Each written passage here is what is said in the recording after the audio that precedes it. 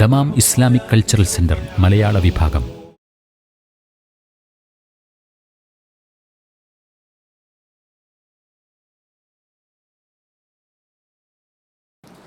അസ്സലാമു അലൈക്കും വറഹ്മത്തുള്ളാഹി വബറകാതുഹു. അൽഹംദുലില്ലാഹ് വബിഹി നസ്തഈൻ വസ്സലാത്തു വസ്സലാമു അലാ റസൂലിഹിൽ അമീൻ വആലിഹി വസഹ്ബിഹി അജ്മഈൻ വബഅദ്. നമ്മൾ കഴിഞ്ഞ ക്ലാസ്സിൽ വമിൻ ആയാതിഹി മനാമുകും ബില്ലൈലി വന്നഹാർ വബ്തിഗാഉകും മിൻ ഫദ്ലിഹി ഇന്ന ഫീ ദാലിക ലആയാതിൻ ലിഖൗമി യസ്മഊൻ എന്ന ആയത്താണ് വിശദീകരിച്ചു വന്നത്. അപ്പോൾ നമ്മളവിടെ വമിൻ ആയാതിഹി മനാമുക്കും, നിങ്ങളുടെ ഉറക്ക്, നൗമുക്കും എന്ന അർത്ഥത്തിൽ. മനാം എന്ന് പറഞ്ഞാൽ ഇവിടെ നൗ, ഉറക്ക്. അപ്പം നമ്മൾ ഇന്നലെ ഉറക്ക് എന്താന്ന് പറഞ്ഞു. പിന്നെ ഉറക്കിൻ്റെ ചില വിശേഷങ്ങൾ പറഞ്ഞു. പിന്നെ നമ്മൾ ഉറക്കിനെ കുറിച്ച് പറയുമ്പോൾ നമ്മൾ നിർബന്ധമായും പഠിക്കേണ്ടതാണ് ഉറക്കുമായി ബന്ധപ്പെട്ട മര്യാദകൾ, ആദാബുന്നവും, പിന്നെ അദ്കാറുന്നവും, ഔറാദുന്നവും, ഉറങ്ങുന്നതിന് മുമ്പുള്ള വിറുതുകൾ, ഖുർആൻ പാരായണം, ദിക്റുകൾ, ദുആവുകൾ, പിന്നെ ഉറക്കിൻ്റെ അദബുകൾ. കാരണം നമ്മളിപ്പോൾ പല വാർത്തകൾ കേൾക്കുമ്പോൾ ഉറക്കിലാണ് ആളുകൾ എന്ത് ചെയ്യുന്നത്, പലപ്പോഴും വലിയ അപകടങ്ങൾക്ക് വിധേയമാണത്. അള്ളാഹു നമുക്ക് ആഫിയത്തിന് തരട്ടെ. അൽഹംദുലില്ലാഹ്. ഉറങ്ങിക്കിടക്കവേ ചില പ്രകൃതി പ്രതിഭാസങ്ങളുണ്ടായപ്പോൾ അതിനാൽ കൂടുതൽ നാശനഷ്ടങ്ങളുണ്ടായി, ആളപായങ്ങളുണ്ടായി തുടങ്ങി വാർത്തകൾ കേൾക്കണില്ലേ. ഗാഠനിദ്രയിലായിരിക്കെ ഉണ്ടാകുന്ന അപകടങ്ങൾ, അതിൽ മനുഷ്യന്മാർ പെട്ടുപോയിട്ടുണ്ടാകുന്ന വലിയ വിഷമതകൾ. അപ്പോൾ നമ്മളെപ്പോഴും നമ്മളെ അള്ളാഹുവിലേക്ക് ദുആയിലൂടെ, ദിക്റിലൂടെ, ഖുർആൻ പാരായണത്തിലൂടെ ഏൽപ്പിക്കണം. അതിനാണ് നമ്മളെന്ത് ചെയ്തത് പറഞ്ഞത്, ആ വിഷയങ്ങൾ പറഞ്ഞത്. വമിൻ ആയാതിഹി മനാമുക്കും. പിന്നെ നമുക്കിവിടെ പറയാനുള്ളത് മനാമുക്കും ബില്ലൈലി വന്നഹാർ. ബില്ലൈൽ എന്ന് പറഞ്ഞാൽ ഫില്ലൈൽ, രാത്രിയിൽ, വന്നഹാർ എന്ന് പറഞ്ഞാൽ പകലിൽ. അപ്പോൾ രാത്രിയിൽ മനാം, നഹാറിൽ മനാം. നമ്മൾ പറഞ്ഞു നഹാറില നൗം, അതിൻ്റെ പേര് ഖൈലൂല. ഖൈലൂല ഖൈലൂല ഉറങ്ങുന്നത് നല്ലതാണെന്നൊക്കെ പറഞ്ഞില്ലേ. ഇവിടെ ഒരു വിഷയം, അല്ലാഹു സുബ്ഹാനഹു വ തആല മനാമുക്കും ബില്ലൈലി വന്നഹാർ എന്ന് പറഞ്ഞു. ആദ്യം ആരെയാണ് പറഞ്ഞത്? ആദ്യം ലൈലിനെയാണ് പറഞ്ഞത്, പിന്നെയാണ് നഹാറിനെ പറഞ്ഞത്. അപ്പോൾ അവിടെ ലൈലാണോ ശ്രേഷ്ഠം അതല്ല നഹാറാണോ ശ്രേഷ്ഠം? ഉറക്കാലോചിച്ചിട്ടുണ്ടെങ്കിൽ ലൈലാണ് ഉത്തമം അല്ലേ. പണ്ഡിതന്മാർ അങ്ങനെ ആലോചിച്ചിട്ടേ അല്ല. ശ്രേഷ്ഠത പറയുമ്പോൾ ഉറക്കല്ല ആലോചിക്കണേ. ഒന്നാമത് ശ്രേഷ്ഠപ്പെടുത്ത ഒന്നൊന്നില്ല എന്നതിലെന്തില്ല, ഒരു വിഷയമല്ല. കാരണം രാവും പകലും എന്താണ്, ദറൂറിയത്താനി മുതകാമിലത്താനി എന്നാണ്. പരസ്പരം പൂരിപ്പിക്കുന്ന രണ്ട് അനിവാര്യതകളാണ്. ലൈലിന് ചില ധർമ്മങ്ങളുണ്ട്. ആ ധർമ്മങ്ങളിൽ, വിശേഷങ്ങളിൽ ലൈലാണ് ശ്രേഷ്ഠം. നഹാറിന് ചില ധർമ്മങ്ങളുണ്ട്, വിശേഷങ്ങളുണ്ട്. അതിൽ ആരാണ് ശ്രേഷ്ഠം? നഹാറാണ് ശ്രേഷ്ഠം. ഒന്നൊന്നിനെ പൂരിപ്പിക്കും വിധാണ്, ഒന്നൊന്നിനെ പൂരിപ്പിക്കും വിധാണ്. അപ്പോൾ രണ്ടും അനിവാര്യതകളാണ്. അതുകൊണ്ട് തന്നെ ഇതിൽ ഒന്നൊന്നിനെ ശ്രേഷ്ഠപ്പെടുത്തുക എന്നുള്ളതിൽ എന്തില്ല, ഒരു പ്രസക്തി ഇല്ല. ഏതുപോലെ ഇപ്പം നമ്മളിതിന് മുമ്പ് പറഞ്ഞില്ലേ, എന്ത് വമിൻ ആയാതിഹി അൻ ഖലഖലകും മിൻ അൻഫുസികും അസ്വാജ. അവിടെ സൗജ ഉണ്ടല്ലോ, ആണും പെണ്ണുമാണ്. ഇതിലേതാ ശ്രേഷ്ഠം?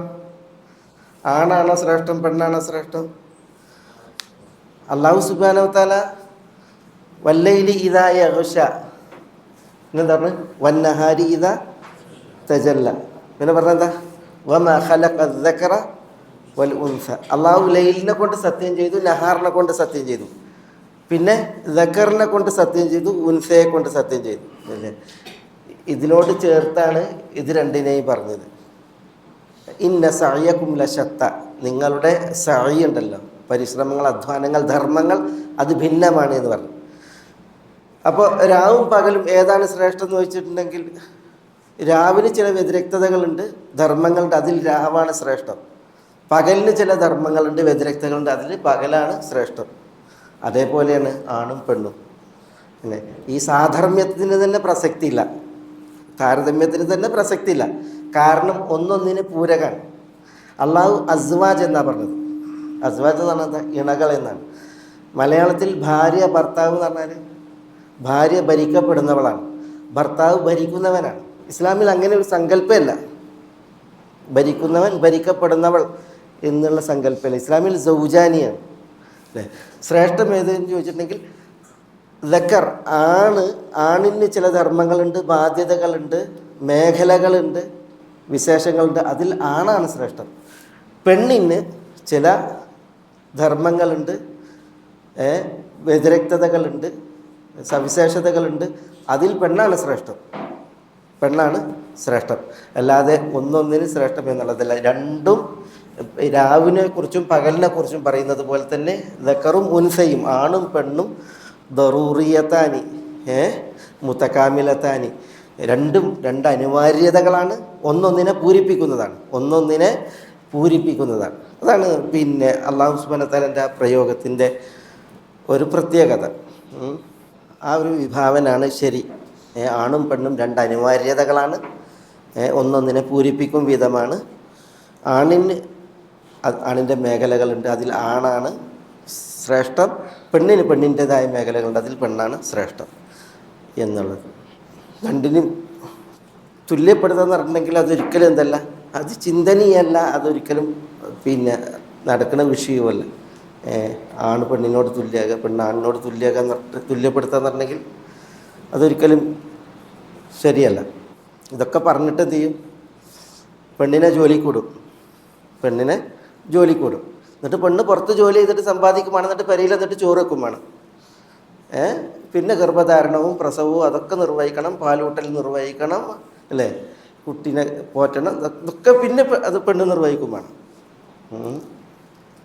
കുറേ ഈ വിദണ്ഡ ജൽപ്പനങ്ങളാണ് ഈ ഒരു സ്ത്രീ പുരുഷ സമത്വത്തിൻ്റെ വിഷയത്തിൽ എല്ലാവരും പറയുന്നത്. അപ്പോൾ ഇസ്ലാമിൽ അല്ലാഹു സുബ്ഹാനഹു വ തആല എത്ര സുന്ദരമായിട്ടാണ് ഓരോ വിഷയങ്ങൾ പറയുന്നത്. ഏതായാലും ഇവിടെ ബിൽ ലൈലി വൻ നഹാർ, നമ്മുടെ വിഷയം അതാണ്. ലൈലിനെ മുന്തിപ്പിച്ച് പറഞ്ഞു, പിന്നെ നഹാറിനെ പറഞ്ഞത്. അതുകൊണ്ട് ചിലർ പറഞ്ഞു രാവും പകലും അതിൽ ഏറ്റവും പിന്നെ എന്താണ് ശ്രേഷ്ഠം ആർക്കാണ്? രാവിനാണെന്നാണ്. അതേസമയം രാവും പകലും എന്താണ്? അനിവാര്യതകളാണ്, പാരസ്പര്യങ്ങളാണ് അല്ലേ, ഒന്നൊന്നിനെ പൂർത്തീകരിക്കും വിധമാണ്. പിന്നെ ചിലർ പറഞ്ഞത് ഖിദ്മത്തുൽ ഖൽഖ് ഉണ്ട്. ഖിദ്മത്തുൽ ഖൽഖ് എന്ന് പറഞ്ഞാൽ സൃഷ്ടികൾക്കുള്ള സേവനങ്ങൾ. ഖിദ്മത്തുൽ ഖാലിഖ് ഉണ്ട്, സൃഷ്ടാവിനുള്ള ഖിദ്മത്ത് അല്ലേ. സൃഷ്ടാവിനുള്ള ഖിദ്മത്തിന് ആരാ? ലൈലാണ് ഏറ്റവും ശ്രേഷ്ഠം. അടക്കാണ്, ഒതുക്കാണ്, മൂകതയാണ്, വിജനതയാണ്, ഏകാന്തതയാണ്. നമുക്ക് കൂടുതൽ ഭക്തി പുരസരമായിട്ട് ഇന്ന നാശിഅത്തൽ ലൈലി ഹിയ അശദ്ദു വതഅൻ വഅഖ്വമു ഖീല, ഒന്ന് ഉറങ്ങി എഴുന്നേറ്റ് നിസ്കരിക്കുകയാണെങ്കിൽ അത് ശരിക്ക് മനസ്സിൽ തട്ടി നമ്മൾ ഓതുന്നത് ചൊല്ലുന്നതൊക്കെ നമുക്ക് പിന്നെ ഉൾക്കൊണ്ടുകൊണ്ട് നിർവഹിക്കാൻ കഴിയുമെന്നുള്ളത്. അപ്പോൾ ആ നിലക്ക് അല്ലേ രാവ് ഖിദ്മത്തുൽ ഖൽഖ് അല്ലേ, പടപ്പുകൾക്കുള്ള ഖിദ്മത്തുണ്ടല്ലോ, അതിന് ഏതാ? നഹാറാണ് എന്ന് ആ നിലക്ക് എന്തുണ്ട്, ചിലരെന്ത് ചെയ്തിട്ടുണ്ട്, പിന്നെ രാവാണ് ഉത്തമം പകലിനെ അപേക്ഷിച്ച് എന്ന് പറഞ്ഞിട്ടുണ്ട്. ഏത് വിഷയത്തിൽ? ഖിദ്മത്തുൽ ഖാലിഖിനുള്ള ഖിദ്മത്തിൻ്റെ വിഷയത്തിൽ. പക്ഷേ ആ ഖൽഖിൻ്റെ വിഷയത്തിൽ അപ്പോൾ പകലാണ് എന്ന് പറഞ്ഞിട്ടുണ്ട്. പക്ഷേ ഖാലിഖിനുള്ള ഖിദ്മത്തിൽ രാവാണ് ശ്രേഷ്ഠമെന്ന് പറഞ്ഞെങ്കിൽ ദുൽഹജ്ജിൻ്റെ ആദ്യ 10 പകലല്ലേ ശ്രേഷ്ഠം? അത് ഏത് വിഷയത്തിലാണ്?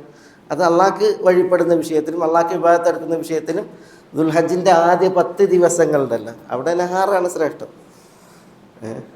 ഏതായാലും പകലിന് അതിൻ്റേതായ ചില ധർമ്മങ്ങളുണ്ട്, അതിൽ പകൽ ശ്രേഷ്ഠം. രാവിന് അതിൻ്റേതായ ധർമ്മങ്ങളുണ്ട്, അതിൽ രാവ് ശ്രേഷ്ഠം. ഖലാസ്. തയ്യബ്. വമിൻ ആയാതിഹി മനാമുക്കും ബില്ലൈലി വന്നഹാർ. പിന്നെ അല്ലാഹു സുബ്ഹാനഹു വ തആല പറയാണ് വബ്തിഗാഉകും മിൻ ഫദ്ലിഹി. വബ്തിഗാഉകും, ഇബ്തിഗാ എന്ന് പറഞ്ഞാൽ തലബ്, ഇബ്തിഗാ എന്ന് പറഞ്ഞാൽ തലബ്, അന്വേഷണം, തേടുക, അന്വേഷിക്കുക. വബ്തിഗാഉകും, നിങ്ങളുടെ അന്വേഷണം അതിലും ഉണ്ട്. വബ്തിഗാഉകും, നിങ്ങളുടെ അന്വേഷണം അതും എന്താണ്? മിൻ ആയാതി, അള്ളാൻ്റെ ദൃഷ്ടാന്തങ്ങളിൽപ്പെട്ടതാണ്, ആയത്തുകളിൽപ്പെട്ടതാണ്. വബ്തിഗാഉകും, നിങ്ങളുടെ അന്വേഷണം, തേട്ടം. എന്താ നിങ്ങൾ അന്വേഷിക്കുന്നത്? മിൻ ഫദ്ലിഹി, മിൻ ഫദ്ലിഹി, അള്ളാഹുവിൻ്റെ ഫദ്ൽ. എന്താ അള്ളാഹിൻ്റെ ഫദ്ൽ എന്ന് പറഞ്ഞാൽ? ഫദ്ൽ എന്ന് പറഞ്ഞിട്ടുണ്ടെങ്കിൽ പദാർത്ഥം ഇത് നഖ്സ് എന്നതിൻ്റെ വിപരീത പദമാണ്. നഖ്സ് എന്ന് പറഞ്ഞാൽ എന്താ? കമ്മി വരുത്തുക, കുറവ് വരുത്തുക എന്നാണ്. കമ്മി, കുറവ് എന്നാണ്. ഫദ്ൽ എന്ന് പറഞ്ഞിട്ടുണ്ടെങ്കിൽ അപ്പം എന്താ? കൂടുതൽ, മിച്ചം, കൂടുതൽ എന്ന അർത്ഥത്തിലാണ് ഫദ്ൽ. പക്ഷേ പിന്നെ ഫദ്ലിന് ധാരാളം അർത്ഥമുണ്ട് വിശുദ്ധ ഖുർആനിൽ. ഫൈറൂസാബാദി 20 അർത്ഥങ്ങൾ വിശുദ്ധ ഖുർആനിൽ ഫദ്ൽ വന്നതിൽ, ഫദ്ൽ എന്ന പ്രയോഗമുണ്ടല്ലോ വിശുദ്ധ ഖുർആനിൽ, ലൗല ഫദ്ലുല്ലാഹി അലൈക്കും വറഹ്മത്തുഹു പറഞ്ഞില്ലേ. അതേപോലെ തന്നെ വകാന ഫദ്ലുല്ലാഹി അലൈക അദീമ, അങ്ങക്ക് അള്ളാഹിൻ്റെ ഫദ്ൽ മഹനീയമാണ് നബി സ്വല്ലല്ലാഹു അലൈഹി വസല്ലം കൊണ്ട് പറഞ്ഞില്ലേ. ഇങ്ങനെ വല്ലാഹു ദുൽ ഫദ്ലിൽ അദീം എന്നൊക്കെ പറഞ്ഞില്ലേ. ഫദ്ൽ കുറേ പ്രാവശ്യം വന്നിട്ടുണ്ട് വിശുദ്ധ ഖുർആനിൽ. വിശുദ്ധ ഖുർആനിൽ മൊത്തത്തിൽ ഫദ്ൽ വന്നതിൽ 20 ആശയങ്ങളിൽ ഫദ്ൽ വന്നിട്ടുണ്ട് എന്ന് പറഞ്ഞിട്ടുണ്ട്. ഏതായാലും ധാരാളം അർത്ഥമുള്ള പദമാണ്, ഉദ്ദേശമുള്ള പദമാണ്. ഇവിടെ വബ്തിഗാഉകും മിൻ ഫദ്ലിഹി എന്ന് പറഞ്ഞാൽ അള്ളാഹുവിൻ്റെ ഫദ്ലിൽ നിന്ന് പറഞ്ഞാൽ 2 കാര്യമാണ്. ഒന്ന് എന്താ? അള്ളാഹുവിൻ്റെ ഫദ്ൽ നിങ്ങൾ തേടുക, അന്വേഷിക്കുക എന്ന് പറഞ്ഞാൽ 2 കാര്യം. ഒന്ന് ഔദാര്യം, അതിൻ്റെ ഉദ്ദേശാർത്ഥമാണ്. ഇവിടെ റിസ്ക്, അത് ഒന്ന് ഈ കസ്ബ്, 2 തിജാറത്ത്, കച്ചവടം. കസ്ബ് അല്ലെങ്കിൽ റിസ്ക്, ഉപജീവനം, അധ്വാനം. പിന്നെ തിജാറത്ത്, കച്ചവടം. കച്ചവടത്തിലൂടെ അല്ലെങ്കിൽ ഇതര അധ്വാനങ്ങളിലൂടെ എന്ത് ചെയ്യുക? അള്ളാഹുവിൻ്റെ ഫദ്ൽ നിങ്ങൾ തേടുക. അത് വലിയ ദൃഷ്ടാന്തം എന്നാണ്. അള്ളാഹുവിൻ്റെ ഫദ്ലിൽ നിന്ന് നിങ്ങൾ തേടുക എന്ന് പറയുമ്പോൾ ഉദ്ദേശം എന്താണ്? അള്ളാഹുവിൻ്റെ റിസ്ക്കാണ്. അതിനെ തഫ്സീറുകളൊക്കെ ഏറെക്കുറെ പറഞ്ഞത് ഒന്ന് കസ്ബിലൂടെ, മറ്റൊന്ന് തിജാറത്തിലൂടെ. കസ്ബും തിജാറത്താണ്. പക്ഷെ തിജാറത്തിനുള്ള ഒരു കച്ചവടം, അതിനുള്ള ഒരു പ്രാധാന്യവും സ്ഥാനവും കാരണത്താൽ തിജാറത്തിന് വേറെ എണ്ണി. കസ്ബ് മറ്റ് തൊഴിലുകൾ. നബി സല്ലല്ലാഹു അലൈഹി വസല്ലം തങ്ങളോട് ചോദിച്ചു, അയ്യുൽ കസ്ബി അത്യബ്, അയ്യുൽ കസ്ബി അത്യബ്, ഏത് സമ്പാദ്യമാണ് വിശിഷ്ടം? ഏത് സമ്പാദ്യമാണ് തയ്യിബ്, അത്യബ്, ഏറ്റവും വിശിഷ്ടം എന്ന് ചോദിച്ചു. റസൂൽ 2 കാര്യമാണ് പറഞ്ഞത്. എന്താ? ഒന്ന് അമലുൽ മർഇ ബിയദിഹി, ഒരു മനുഷ്യൻ തൻ്റെ കൈകൊണ്ട് സമ്പാദിച്ചത്, തൊഴിലെടുത്തത്. രണ്ടാമത്തേത് കുല്ലു ബൈഇൻ മബ്റൂർ, കുല്ലു ബൈഇൻ മബ്റൂർ. എന്താ? ഒന്ന് റസൂൽ പറഞ്ഞത് ഏറ്റവും അത്യബായ സമ്പാദ്യം ഏതെന്ന് ചോദിച്ചപ്പോൾ ഒന്ന് അമലുലിയത്. അമലുലിയത് എന്ന് പറഞ്ഞാൽ ഒരാളുടെ പിന്നെ കൈകൊണ്ട് അയാളെടുത്ത തൊഴിൽ, അതിലൂടെയുള്ള സമ്പാദ്യം. രണ്ടാമത്തേത് റസൂലുള്ളാഹി സ്വല്ലല്ലാഹു അലൈഹി വസല്ലം തങ്ങൾ പറഞ്ഞത് ബൈഉൻ മബ്രൂർ, മബ്രൂറായ ബൈഉൻ. നമ്മൾ ഹജ്ജും മബ്രൂർ കേട്ടിട്ടുണ്ട് അല്ലേ? ഹജ്ജും മബ്രൂർ, സഅയും മഷ്കൂർ, ദംബും മഗ്ഫൂർ എന്നൊക്കെ പറയില്ലേ? മബ്രൂറായ ഹജ്ജ്. അൽ ഹജ്ജുൽ മബ്രൂർ ലൈസ ലഹു ജസാഉൻ ഇല്ലൽ ജന്ന. ഇവിടെ റസൂൽ പറയുന്നത് കുല്ലു ബൈഇൻ മബ്രൂർ എന്നാണ്. മബ്രൂറായ ബൈ എന്നാണ്. അതാണ് ഏറ്റവും വിശിഷ്ടമായ സമ്പാദ്യം. അവിടെ നോക്കിയ നബി സല്ലല്ലാഹു അലൈഹി വസല്ലം തങ്ങൾ സമ്പാദ്യം രണ്ട് നിലക്ക്, ഒന്ന് കൈകൊണ്ടുള്ള തൊഴിലെടുത്തിട്ടുള്ള സമ്പാദ്യം, മറ്റൊന്ന് കച്ചവടം. കച്ചവടത്തെക്കുറിച്ച് പറഞ്ഞാൽ മബ്രൂർ എന്നാ പറഞ്ഞത്. എന്താ മബ്രൂറായ ബൈ? അള്ളാഹ്ക്ക് ഇഷ്ടമുള്ള കച്ചവടം. അത് ശരിയാണ്. ഈ ചതിപ്രയോഗങ്ങളില്ലാത്ത, വഞ്ചനകളില്ലാത്ത, അല്ലേ, പിന്നെ ഈ കള്ളത്തരങ്ങളില്ലാത്ത, പൂഴ്ത്തിവെപ്പുകൾ, അങ്ങനത്തെ അതൊന്നും ഇല്ലാത്ത കച്ചവടം, അല്ലേ, സത്യസന്ധമായ കച്ചവടം, അനുവദനീയമായ രീതിയിലുള്ള കച്ചവടങ്ങൾ. ശരിയാണ്. അതാണ് ബൈഉൻ മബ്രൂർ. മബ്രൂർ എന്നുള്ളത് ബിറിൽ നിന്നാണ്. ബിറ് എന്ന് പറഞ്ഞാൽ നന്മ, പുണ്യം എന്നുള്ളതാണ്. പുണ്യം നിറഞ്ഞ കച്ചവടം. ചതിയിൽ, വഞ്ചന, ഇങ്ങനെയൊന്നുമില്ലാത്ത കച്ചവടങ്ങൾ. നബി സല്ലല്ലാഹു അലൈഹി വസല്ലം തങ്ങൾക്ക് ഏറെ ഇഷ്ടമായിരുന്നു കച്ചവടം.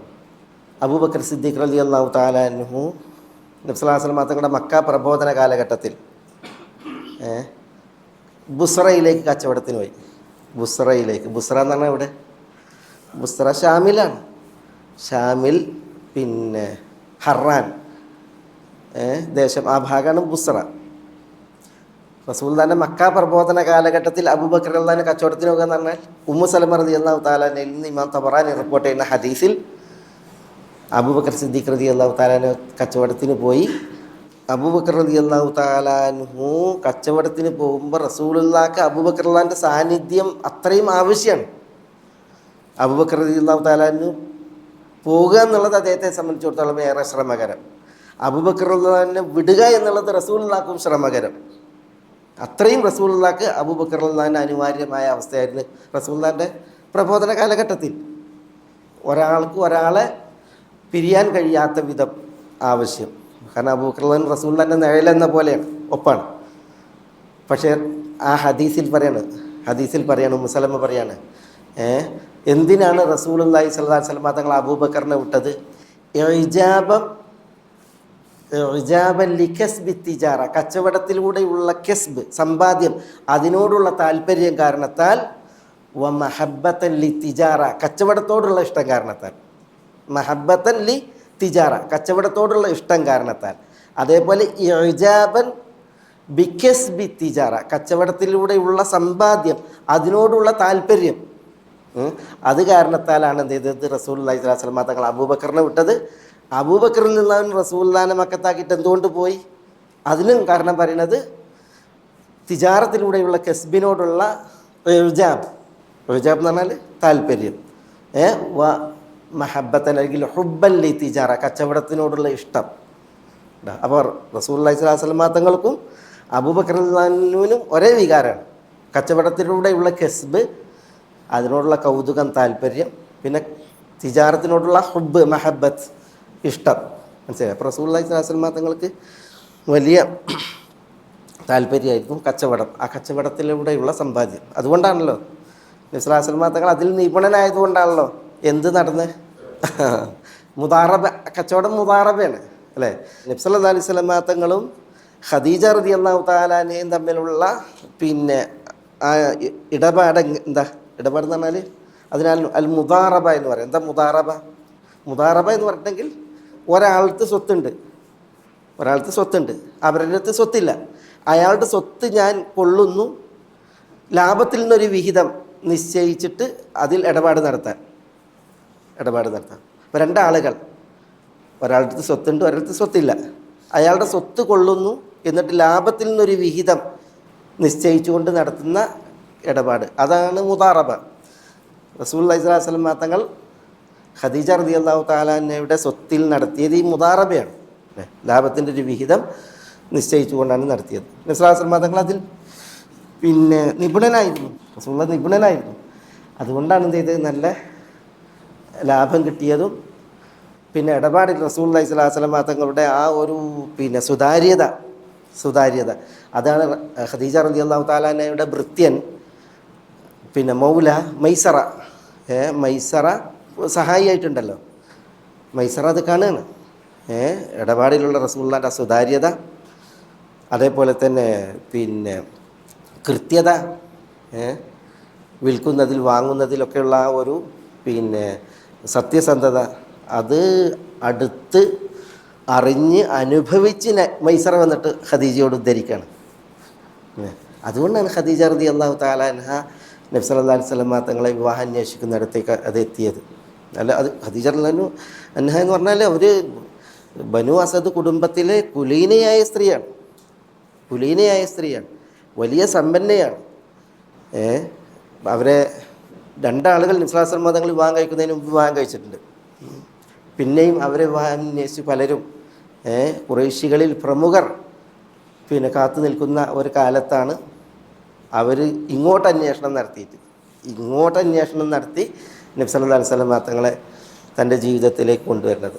റളിയല്ലാഹു തആല അൻഹു. റസൂലുള്ളാഹി സ്വല്ലല്ലാഹു അലൈഹി വസല്ലം തങ്ങളുടേത് ബൈഉൻ മബ്റൂറായ കച്ചവടം റസൂലുള്ളാഹിക്ക് ഇഷ്ടമായിരുന്നു. നബി സല്ലല്ലാഹു അലൈഹി വസല്ലം തങ്ങൾ കച്ചവടം ചെയ്തിട്ടുണ്ട്. റിജാലുൻ ലാ തുൽഹീഹിം തിജാറത്തുൻ വലാ ബൈഉൻ അൻ ദിക്രില്ലാഹ്. എന്താ അള്ളാഹു പറയുന്നത്?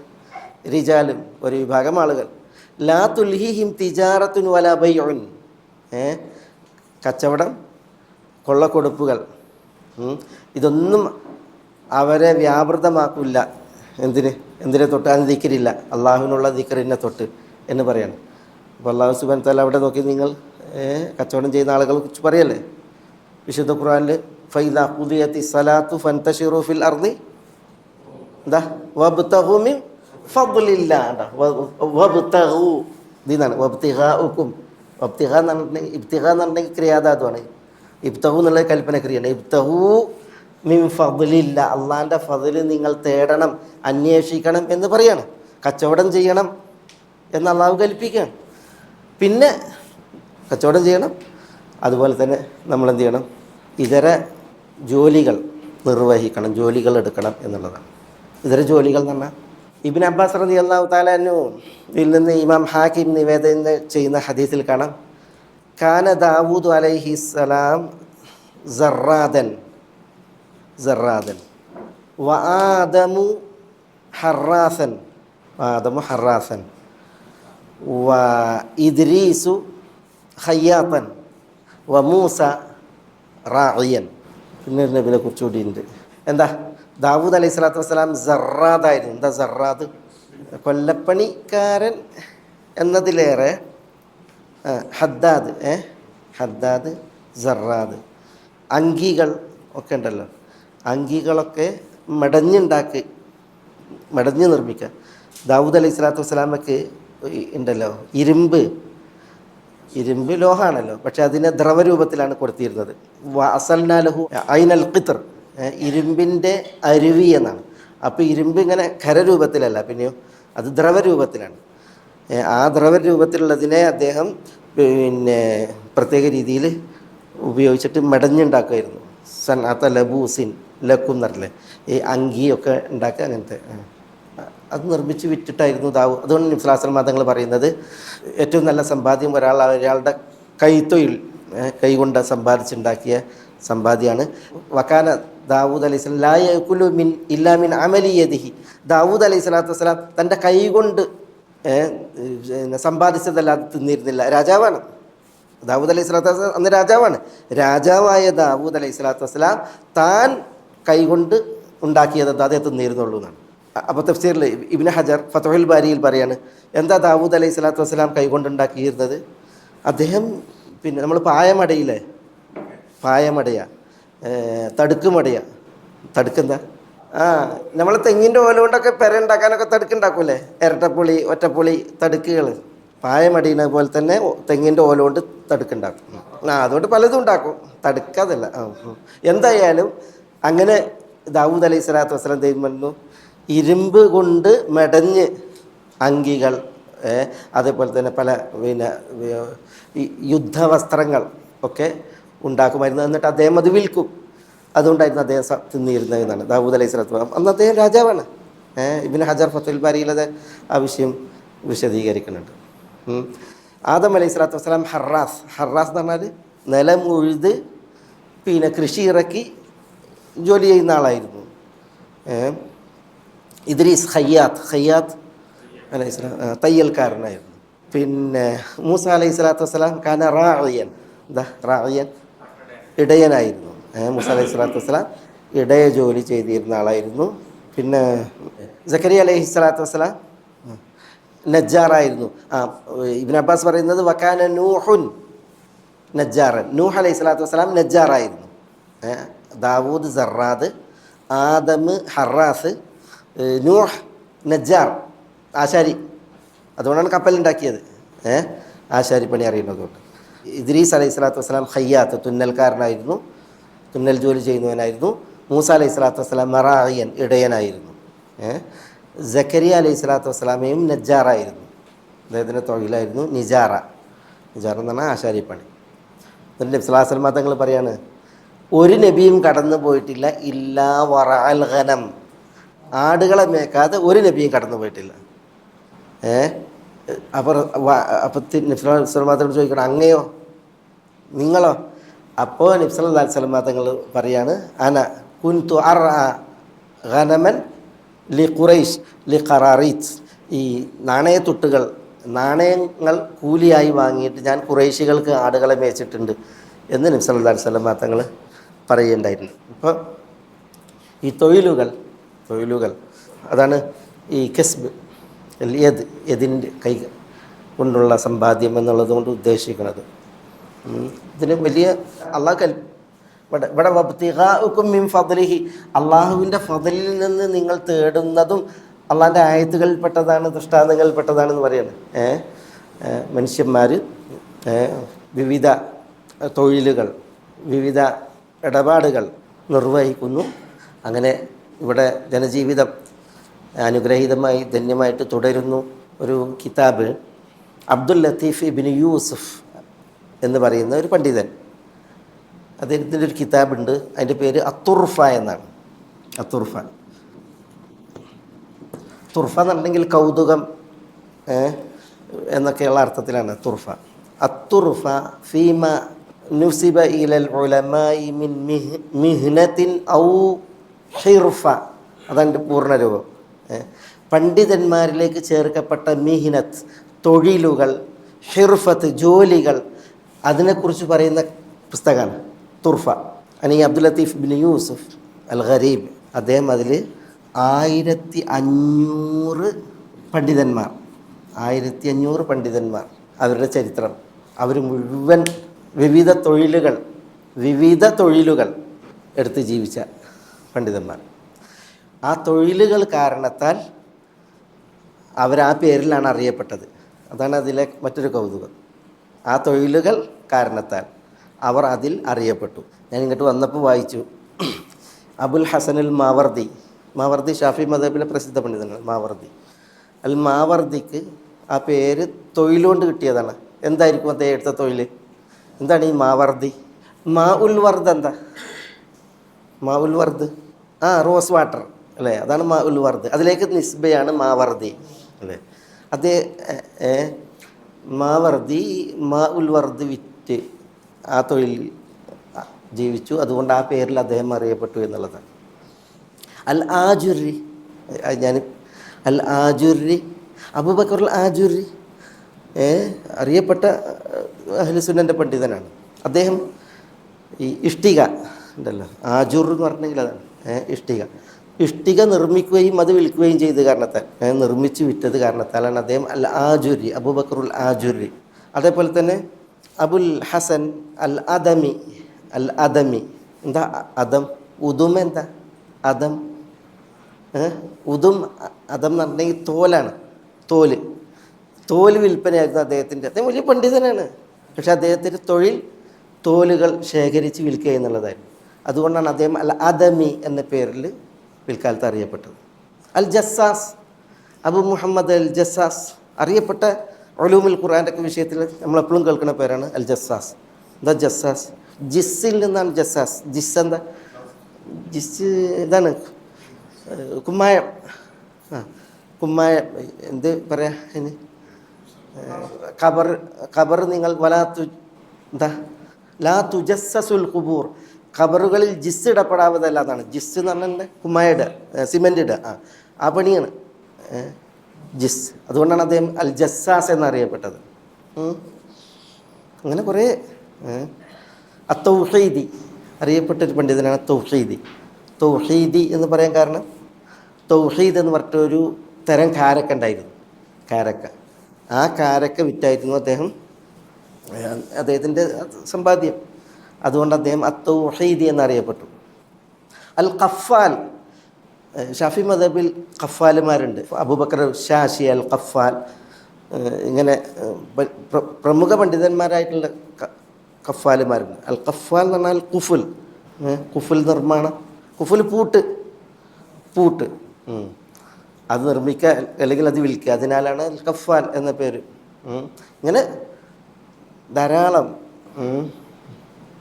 അതിൽ ചിലരുടെതൊക്കെ അദ്ദഹബി അറിയപ്പെട്ട ദഹബി എന്നല്ല, ദഹബി സ്വർണം, അതുമായി ബന്ധപ്പെട്ടായിരുന്നു അദ്ദേഹത്തിൻ്റെ തൊഴിൽ. അത് കാരണത്താൽ അദ്ദഹബി എന്ന പേര് വന്നത്. അതേപോലെ കുറേ 1500 പണ്ഡിതന്മാർ. ഞാൻ അതിങ്ങനെ പഠിക്കുകയാണ് ഇപ്പോൾ ഈ സമയം. അത് നല്ല ചരിത്രമല്ല. അൽ ബസ്സാസ് അബൂബക്കർ അൽ ബസ്സാസ്, അൽ ഖാദി അബൂബക്കർ അൽ ബസ്സാസ് എന്ന് പറഞ്ഞെങ്കിൽ ഹംബലി മദ്ഹബിലെ ഒരു അറിയപ്പെട്ട ഖാദിയാണ് അബൂബക്കർ അൽ ബസ്സാസ്. ബസ്സ് ആണെങ്കിൽ പട്ട് വസ്ത്രം ശേഖരിച്ച് വിൽക്കുന്ന ഒരു വ്യക്തിയായിരുന്നു അദ്ദേഹം. അതുകൊണ്ട് അദ്ദേഹം അൽ ബസ്സാസ് എന്നറിയപ്പെട്ടു, അബൂബക്കർ അൽ ബസ്സാസ്.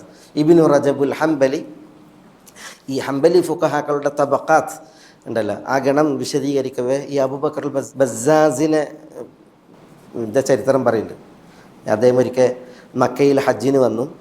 അങ്ങനെ മക്കയിൽ വെച്ച് അദ്ദേഹം, അന്നത്തെ കാലം വലിയ പട്ടിണിയുടെ നാളുകൾ, അദ്ദേഹം കഅബയുടെ പരിസരത്തേക്ക് ഇങ്ങനെ തവാഫിനോ മറ്റോ ഇറങ്ങുമ്പോൾ അദ്ദേഹത്തിന് ഒരു കിഴി കിട്ടിയതാണ്, ഒരു കിഴി.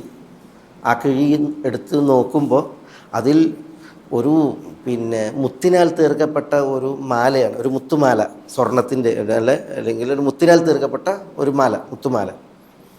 അപ്പോൾ അത് കിട്ടിയപ്പോൾ അദ്ദേഹം വിചാരിച്ചു പോയി എന്നാണ്, ഞാൻ ഒരു വേള പഠിച്ചവൻ്റെ ഔദാര്യമായിരിക്കാം ഇത് എനിക്ക് തന്നത്. അദ്ദേഹം അവിടെ ഹജ്ജിന് വന്നാണ് നാട്ടിൽ നിന്ന്.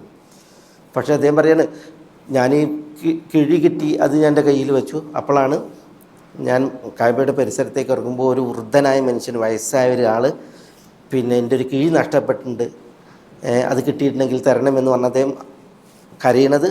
അത് തരുന്നവർക്ക് 500 ദീനാർ തരുന്നതാണ്. 500 ദീനാർ അത് തരുന്നവർക്ക് പാരിതോഷികം നൽകണമെന്നുണ്ടെങ്കിൽ ആ കിഴിയിലുള്ള മുത്തുമാല ഉണ്ടല്ലോ, അതിനെത്ര വില ഉണ്ടാവും? പക്ഷേ അബൂബക്കർ ബസ്സാസ് എന്ത് ചെയ്യാണ്, ഇദ്ദേഹത്തിന് ഈ കിഴി കൊടുക്കുകയാണ്, അതിൻ്റെ ലക്ഷണമൊക്കെ ചോദിച്ചിട്ട് കൊടുക്കുകയാണ്.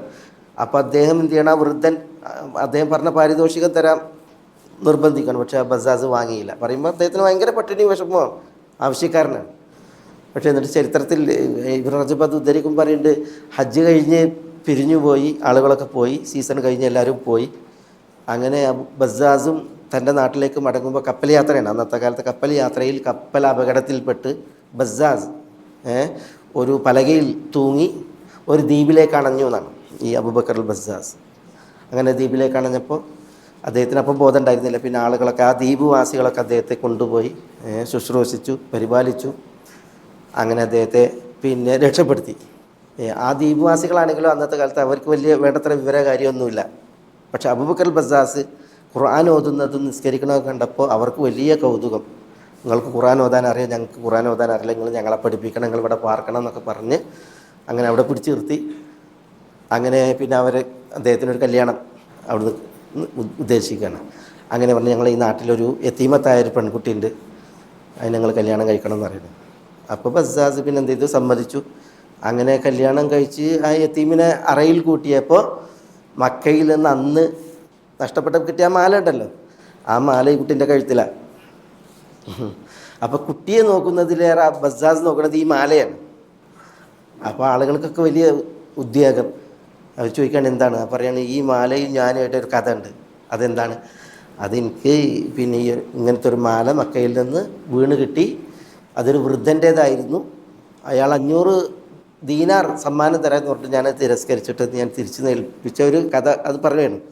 അപ്പോൾ ഒന്നായിട്ട് എല്ലാവരും തക്ബീർ ചൊല്ലി. കാരണം ആ പിന്നെ വൃദ്ധൻ്റെ മകളാണിത്. അയാൾ ഹജ്ജ് കഴിഞ്ഞ് മടങ്ങി വന്നു, അസുഖമായി. പക്ഷേ വരുമ്പോഴൊക്കെയും അദ്ദേഹം പ്രാർത്ഥിക്കാറുണ്ടായിരുന്നു, അള്ളാഹുവെ അബൂബക്കർ അൽ ബസ്സാസിനെയും എന്നെയും നീ ഒന്നിപ്പിക്കണേ ദുആ ചെയ്യാറുണ്ടായിരുന്നു. ആ വൃദ്ധൻ്റെ ദുആ അള്ളാഹു കേട്ടിട്ടാണ് നിങ്ങളെ ഈ ഗ്രാമത്തിലേക്ക് എത്തിച്ചത്. അദ്ദേഹം മരണപ്പെട്ട് അദ്ദേഹത്തിൻ്റെ മകളാണ് ഇത് എന്ന് പറഞ്ഞ് അങ്ങനെ ഏതായാലും ആ കുട്ടിയുമായിട്ടുള്ള കുടുംബജീവിതം ബസ്സാസ് തുടർത്തി. ചരിത്രത്തിൽ കാണാം, പിന്നീട് ഈ സ്ത്രീ മരിച്ചു, 2 കുട്ടികൾക്ക് ജന്മം നൽകി. ഇവർക്ക് ബസ്സാസിന് ആ സ്ത്രീ 2 കുട്ടികൾക്ക് ജന്മം നൽകി. പിന്നീട് അവർ മരണപ്പെട്ടു. പിന്നെ കുട്ടികൾ ഓരോരുത്തരായി മരണപ്പെട്ടു. അവസാനം ഈ മാല ആർക്ക് വന്നു? ബസ്സാസിന് തന്നെ വന്നു. 1,00,000 ദീനാറിന് ആ മാല അന്ന് വില കണ്ടു എന്നൊക്കെ അതിൻ്റെ ചരിത്രത്തിൽ കാണാം.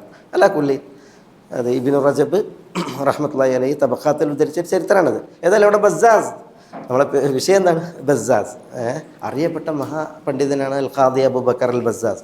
പക്ഷെ അദ്ദേഹത്തിൻ്റെ തൊഴിലിലേക്ക് നിസ്ബ ചെയ്താണ് അദ്ദേഹത്തിന് ആ പേര്. ഇതേപോലെ പിന്നെ ധാരാളം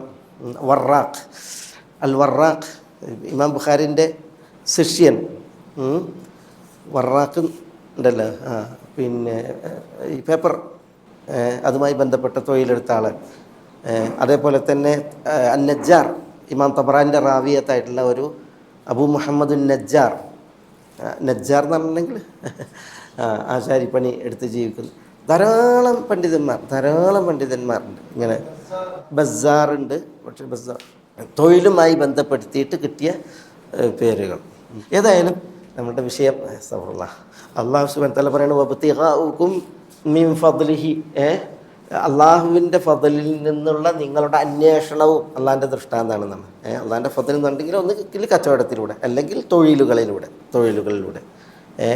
നിങ്ങൾ അന്വേഷിക്കുന്നതും അള്ളാഹിൻ്റെ ദൃഷ്ടാന്തം എന്ന് പറയുന്നത്.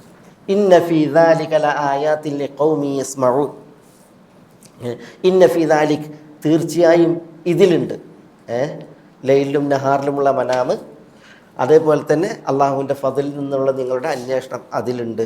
ലആയാത്തിൻ ദൃഷ്ടാന്തങ്ങൾ, ലിഖൗമി യസ്മഊൻ കേൾക്കുന്ന ജനതക്ക്. ഇവിടെ ലൈലിലുള്ള മനാമ്, നഹാറിലുള്ള മനാമ്. പിന്നെ വബ്തിഗാഉകും മിൻ ഫദ്ലിഹി, അള്ളാഹിൻ്റെ ഫضലിൽ നിന്നുള്ള നിങ്ങളുടെ അന്വേഷണം. അത് ഇവിടെ രാവിലും പകലും. ചിലർ വബ്തിഗാഉകും മിൻ ഫദ്ലിഹി ഫിന്നഹാർ, ഇത് പകലിലാണ് ഈ അള്ളാഹുവിൻ്റെ ഫضൽ തൊഴിലും അതേപോലെ തന്നെ ഇടപാടുമൊക്കെ എന്ന് പറഞ്ഞിട്ട്. അങ്ങനെ പറയേണ്ട ഒരു കാര്യമില്ല, അള്ളാഹു സുബ്ഹാനഹു നേരെയുള്ളത് പറഞ്ഞു. അതുകൊണ്ട് തന്നെ രാവിലെ ഉറക്കമുണ്ട്, പകലിലും ഉറക്കമുണ്ട്. പകലിൽ ഉറക്കം എന്ന് പറഞ്ഞിട്ടുണ്ടെങ്കിൽ രാത്രി ഡ്യൂട്ടി ചെയ്തിട്ട് പകലിൽ ഉറങ്ങുന്നവർ, അല്ലെങ്കിൽ പകലിൽ പ്രത്യേകമുള്ള ഉറക്കം കൈലൂല അല്ലേ. പിന്നെ വബ്തിഗാഉകും മിൻ ഫദ്ലിഹി, അത് രാവിലും ഉണ്ട് നടക്കുന്നത്, പകലിലും ഉണ്ട് അല്ലേ. പ്രത്യേകിച്ച് ഈ ആധുനികതയിലേക്ക് വരുന്നതിനനുസരിച്ച് രാത്രി തൊഴിൽ കൂടുകയാണ്, പകലിലും. ഇന്ന ഫീ ദാലിക ലആയാത്തിൻ, ഇതിൽ ധാരാളം ദൃഷ്ടാന്തങ്ങളുണ്ട്. ലിഖൗമിൻ യസ്മഊൻ, കേൾക്കുന്ന ഖൗം ജനതക്ക്. ഇവിടെ കേൾക്കുന്ന എന്ന് പറഞ്ഞിട്ടുണ്ടെങ്കിൽ കേവലം കേൾവിയല്ല, പിന്നെയോ കേൾക്കുന്ന എന്ന് പറഞ്ഞിട്ടുണ്ടെങ്കിൽ അതായത് കേട്ട് ഗ്രഹിക്കുന്ന വിധമുള്ള കേൾവി, ചിന്തിക്കുന്ന വിധമുള്ള കേൾവി, അല്ലാതെ കേവലം കർണപുടത്തിൽ ഇങ്ങനെ ശബ്ദം കമ്പന സൃഷ്ടിച്ചിട്ടുള്ള ആ ഒരു കേൾവിയല്ല, ഒച്ചല്ല. പിന്നെയോ ഇത് വഈൻ്റെയും ഇദ്റാക്കിൻ്റെയും തഫക്കുറിൻ്റെയും ചിന്തക്ക്, അതേപോലെ തന്നെ പിന്നെ ഉത്ബോധനത്തിന് ഉപകരിക്കുന്ന കേൾവി, അവർക്കാണ് ദൃഷ്ടാന്തങ്ങൾ. ചിലർ പറഞ്ഞത് ലിഖൗമി യസ്മഊന അൽ ഖുർആന ഫയത്തബിഊനഹു, ഖുർആൻ കേൾക്കുന്നു എന്നിട്ട് അതിനെ പിന്തുടരുന്നു. ലിഖൗമി യസ്മഊന അൽ വഅദ്, ഉപദേശങ്ങൾ കേൾക്കുന്നു, ഫയഖാഫൂനഹു, ആ ഉപദേശങ്ങളിൽ ഭയക്കുന്നു. ഇങ്ങനെയൊക്കെയുള്ള ആളുകൾക്കാണ് എന്ത് ദൃഷ്ടാന്തം. കേവലം ഇങ്ങനെ ഒരച്ച കേൾക്കുന്ന ആളുകൾക്കല്ല, പിന്നെയോ കേട്ട് ഗ്രഹിക്കുന്ന ഉൾക്കൊള്ളുന്ന ആളുകൾക്കാണ് ദൃഷ്ടാന്തം എന്ന് പറയാം. വേറെ ചില കുറേ വിഷയങ്ങളതിൽ പറഞ്ഞിട്ടുണ്ട്, നമ്മൾ ഇങ്ങനെ പോവാം. വമിൻ ആയാതിഹി യുരീകുമുൽ ബർഖ് ഖൗഫൻ വതമഅ വയുനസ്സിലു മിനസ് സമാഇ മാഅ ഫയുഹ്യി ബിഹിൽ അർദ ബഅദ മൗതിഹാ ഇന്ന ഫീ ദാലിക ലആയാതിൻ ലിഖൗമി യഅഖിലൂൻ. ഇതിപ്പോൾ എത്രാമത്തെ ആയത്താണ്? വമിൻ ആയാത്തിഹി അഞ്ചാമത്തെ അല്ലേ? ഒന്നാമത്തെ വമിൻ ആയാത്തിഹി അൻ ഖലഖകും മിൻ തുറാബിൻ അല്ലേ? രണ്ടാമത്തെ വമിൻ ആയാത്തിഹി അൻ ഖലഖലകും മിൻ അൻഫുസികും അസ്വാജൻ ലിതസ്കുനു ഇലൈഹ. മൂന്നാമത്തെ വമിൻ ആയാത്തിഹി ഖൽഖുസ് സമാവാതി വൽ അർദി വഖ്തിലാഫു അൽസിനതുകും വഅൽവാനികും. പിന്നെ നാലാമത്തേത് വമിൻ ആയാത്തിഹി മനാമുകും ബില്ലൈലി വന്നഹാർ. ഇത് അഞ്ചാമത്തേത് വമിൻ ആയാത്തിഹി. നമ്മൾ പറഞ്ഞില്ല 6 ആയത്തുകൾ ഈ ഒരു തുടർച്ചയിലാണ്. വമിൻ ആയാത്തിഹി അതിൽ അഞ്ചാമത്തേത് അള്ളാഹു പറയണം വമിൻ ആയാത്തിഹി, അള്ളാഹുവിൻ്റെ കഴിവിൻ്റെയും അതേപോലെ തന്നെ അള്ളാഹുവിൻ്റെ കാരുണ്യത്തിൻ്റെയും ഒക്കെ ദൃഷ്ടാന്തങ്ങളിൽപ്പെട്ടതാണ് യുരീക്കും എന്ന് പറഞ്ഞാൽ യുരീക്കും അവൻ നിങ്ങൾക്ക് കാണിക്കുക എന്നത്. യുരീക്കും അവൻ നിങ്ങൾക്ക് കാണിക്കുന്നു. എന്തിന്? അൽ ബർക്കിന്. ബർക്ക് എന്താ ഈ ബർക്ക്? ഇടിയല്ല, ഇടി റാദാണ്. ബർക്ക് എന്ന് പറഞ്ഞാൽ ഇടിവാൾ, മിന്നൽ, ഇടിവാൾ അല്ലെങ്കിൽ മിന്നൽ. ബർക്കിനെ, ഇടിവാളിനെ നിങ്ങൾക്ക് അവൻ കാണിക്കുന്നു എന്നത് അവൻ്റെ ആയത്തിൽപ്പെട്ടതാണ്. ഖൗഫൻ പേടിപ്പിക്കാൻ വേണ്ടി. അതുപോലെ തമഅൻ എന്ന് പറഞ്ഞാൽ പ്രതീക്ഷ ജനിപ്പിക്കാനും. ഖൗഫൻ എന്ന് പറഞ്ഞാൽ മഫൂലുൽ അജലിഹി വ്യാകരണ പ്രകാരം പേടിപ്പിക്കാൻ വേണ്ടി. തമഅൻ എന്ന് പറഞ്ഞാൽ പ്രതീക്ഷ പുലർത്താൻ വേണ്ടി. ഈ ബർക്ക് ഇടിവാൾ അല്ലേ? ഇടിവാൾ എങ്ങനെ ഉണ്ടാണ്? എന്താണ് ഇടിവാൾ? കാർമുകിലുകളുടെ അല്ലേ, കാർമേഘങ്ങളുടെ മുട്ടലിൽ തട്ടലിലൊക്കെ ഉണ്ടാകുന്ന പിന്നെ വൈദ്യുത തരംഗമാണ് അല്ലേ? വാനലോകത്ത് അങ്ങനെ കുറേ ശക്തികളുണ്ട്. പക്ഷേ ആ ശക്തികളിൽ നമ്മൾ ആരെ മാത്രമേ കാണുന്നുള്ളൂ? ഇടിവാളിനെ മാത്രമേ കാണുന്നുള്ളൂ. കാരണം പിന്നെ ഈ വൈദ്യുത തരംഗം അത് പ്രകാശിക്കുകയാണ്. അത് അള്ളാഹു സുബ്ഹാനഹു വ തആല കാണിക്കുന്നു, നമ്മളെ കാണിക്കുന്നു എന്നുള്ളത് എന്താണ്? അള്ളാഹിൻ്റെ ദൃഷ്ടാന്താണ്. അത് എന്തിനു വേണ്ടി? ഖൗഫൻ പേടിക്കാൻ വേണ്ടി. കാരണം ഈ ഇടിവാൾ അത് മാനം ഇറങ്ങിയിട്ടുണ്ടെങ്കിൽ അപകടമാണ് മനുഷ്യന്. ഇപ്പോൾ ഞങ്ങളെ നാട്ടിൽ 4 പേര് മരിച്ചില്ലേ? ഞങ്ങളുടെ പേരൻ്റെ മുകളിലാണത്. ഞങ്ങൾ താമസിക്കുന്ന പേരൻ്റെ മണ്ടയിൽ ആണ്, ഒരു മലൻ്റെ മുകളിലാണത്. ചെറിയ മലൻ്റെ ചെരുവിൽ അവിടെ ഉണ്ടായത്.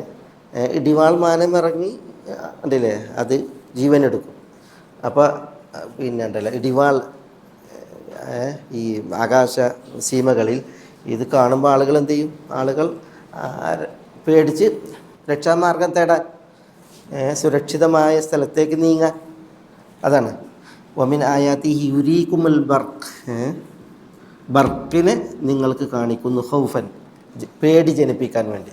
അത് നോക്കിയേ, ഇടിവാള് അത് പിന്നെ പ്രകാശിച്ച് കണ്ടില്ലെങ്കിൽ അത് അവിടെ ഉണ്ടെന്ന് അറിയാൻ പറ്റുമോ? കറണ്ടൊക്കെ നമ്മൾ കാണുന്നുണ്ട്, കറണ്ട് കാണുന്നില്ലല്ലോ. അതുകൊണ്ട് നമ്മൾ പോയി പിടിക്കുന്നത് അപകടത്തിൽപ്പെടുന്നത്. പക്ഷേ ഇടിവാൾ നോക്കി നിങ്ങൾ അത് പ്രകാശിച്ച് നമ്മൾ കാണുകയാണ്. അപ്പോൾ നമുക്ക് എന്ത് ചെയ്യും? അപകടമുണ്ട്, രക്ഷപ്പെടണം അല്ലെങ്കിൽ മാറണം എന്നുള്ള ഇത് വരുന്നില്ല. അതാണ് ഇവിടെ പറയുന്നത്. യുരീകുമുൽ ബർക ഖൗഫൻ വതമഅൻ. ഒപ്പം പേടിപ്പിക്കുന്നത് പോലെ തന്നെ പ്രതീക്ഷയും തരും. എന്താ പ്രതീക്ഷ? ഇടിവാൾ, അതിനെ തുടർന്ന് മഴ ഉണ്ടാകുമെന്നുള്ള പ്രതീക്ഷയും തരും. അതാണ് ഇത് അള്ളാഹു വിശുദ്ധ ഖുർആനിൽ സൂറത്തു റഅദിൽ, എന്താ സൂറത്ത് റഅദിൽ പറഞ്ഞത്? വഹുവല്ലദീ യുരീകുമുൽ ബർക ഖൗഫൻ വതമഅ വയുൻശിഉ സഹാബസ് സിഖാൽ വയുസബ്ബിഹു റഅദു ബിഹംദിഹി വൽ മലായികതു മിൻ ഖീഫതി. സൂറത്ത് റഅദിൽ അള്ളാഹു പറയാണ്, വഹുവല്ലദീ അള്ളാഹു ആകുന്നു, യുരീകുമുൽ ബർക മിന്നൽ പിണർ അല്ലെങ്കിൽ ഇടിവാൾ, അതിനെ നിങ്ങൾക്ക് കാണിക്കുന്നവൻ. എങ്ങനെ? ഖൗഫൻ നിങ്ങളിൽ പേടി ഉണ്ടാക്കിയും വതമഅൻ പ്രതീക്ഷയുണ്ടാക്കിയും.